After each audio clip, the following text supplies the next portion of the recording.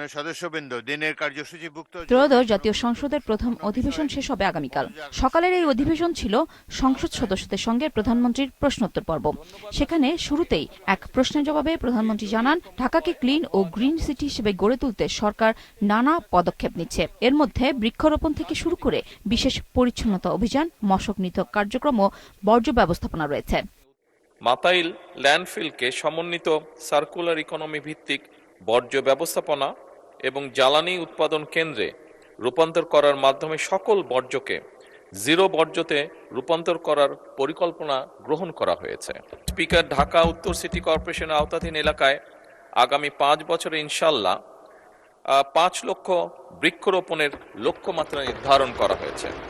এক সম্পূরক প্রশ্নের জবাবে প্রধানমন্ত্রী জানান, রাজধানীর উপর চাপ কমাতে দেশের সব অংশে নাগরিক সুযোগ সুবিধা পৌঁছে দেওয়ার চেষ্টা করছে সরকার। আমাদের লক্ষ্য হচ্ছে ধীরে ধীরে ঢাকা দেশের সকল অংশেই পর্যায়ক্রমিকভাবে এই বেসিক সুবিধাগুলোকে গড়ে তোলা।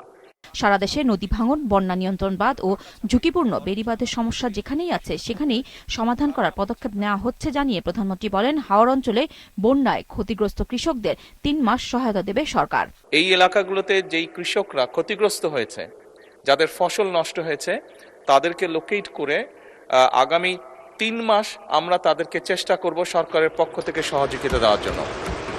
সংসদে তিনি বলেন, চট্টগ্রাম সহ সারা দেশে জলাবদ্ধতার সমস্যার খাল খননের মাধ্যমে সমাধান করা সম্ভব, পাশাপাশি প্রয়োজন জনগণের সচেতনতা।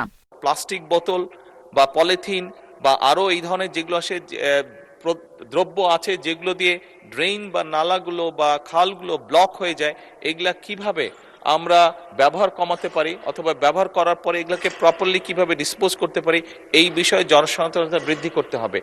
প্রশ্নোত্তর পর্বে সংসদ নেতা ও প্রধানমন্ত্রী 37,000-এর বেশি পরিবারে নারী ও শিশুর উন্নয়নে ফ্যামিলি কার্ড প্রদানের কথা তুলে ধরে বলেন, ফ্যামিলি কার্ড বাস্তবায়নে মূল্যস্ফীতি বাড়বে না, বরং কমবে, কারণ এটি রাষ্ট্রের ইনভেস্টমেন্ট।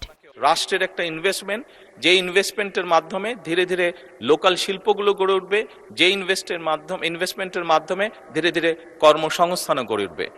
সংসদ অধিবেশনে 24তম কার্যদিবসে প্রধানমন্ত্রীর প্রশ্নোত্তর পর্বের পর সংসদ সদস্যদের নানা প্রশ্নের উত্তর দেন মন্ত্রীরা। নুরুন নাহার বিলি, মাছরাঙা সংবাদ, ঢাকা।